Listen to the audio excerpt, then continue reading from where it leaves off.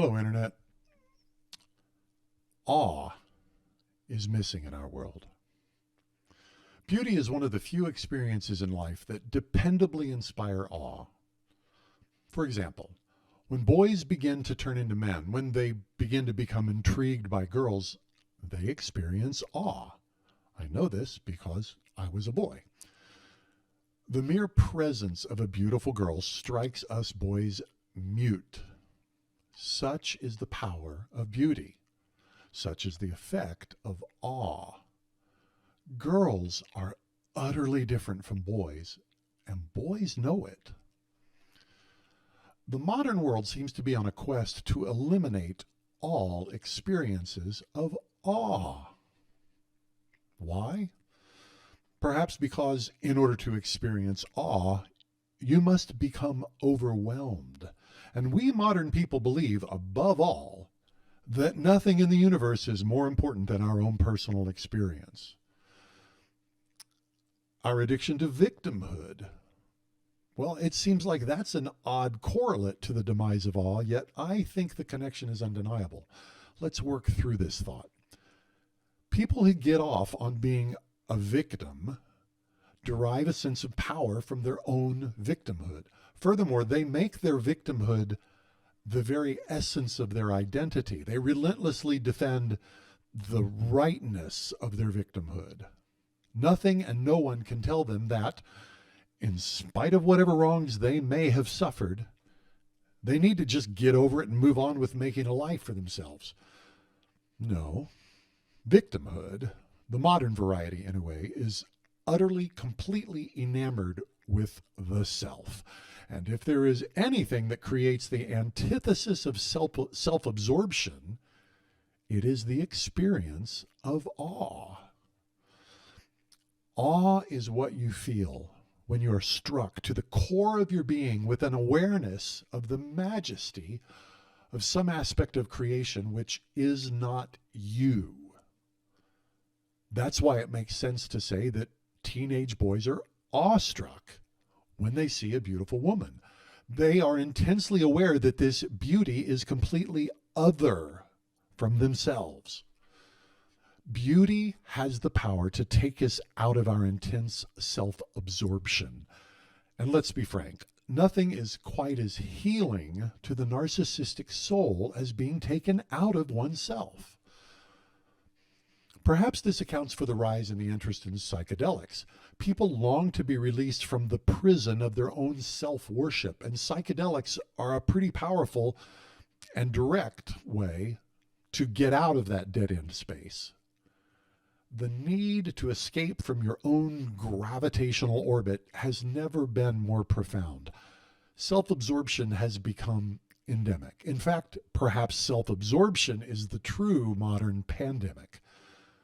We seem to have lost not only our capacity for awe, we've lost the very memory of what it means to be awed by anything. The self has become completely central to all modern public discourse. And the sad irony is that the language of this self-absorption is social justice. Each narcissist is convinced that she and she alone truly understands the crying demands of modern life, and that she alone possesses the wisdom, insight, and justice to give the world what it so desperately needs. We live among millions of such self-absorbed people. Perhaps we are one. And none of these have ever, apparently, been awed by anything at all. In 2004, I hiked the Grand Canyon from the South Rim to the North Rim. Somewhere along mile 13, I found myself in the very bottom of the canyon with walls reaching up to the sky, far out of sight. I walked through natural, beautiful spectacles, so awe-inducing that my only possible response was tears. The beauty of what my eyes beheld silenced me. I wanted to fall down and worship. Worship. What does that mean in such a context? I've led over 1,000 worship services in my life. Very few of them ever had the effect on me that one single trip through the floor of the Grand Canyon had. And that, in those moments there in the Grand Canyon, I completely forgot myself. I was thrust into the center of a place that had existed millions of years before I was born and which will still be there millions of years after I am gone. Its beauty was overwhelming. Its age was overwhelming. Its permanence was overwhelming. My puny 70-year existence meant absolutely nothing, positively or negatively, to the beauty I beheld there with my own eyes. Whether I lived or died, this beauty would remain unaffected. Whether or not I had ever existed, this beauty would remain unchanged. It was extraordinary, but beyond words. Whether or not I ever saw it, the fact that I did get to see it was sheer gift. Nothing I could do or even imagine doing could possibly make it any more magnificent than it already was.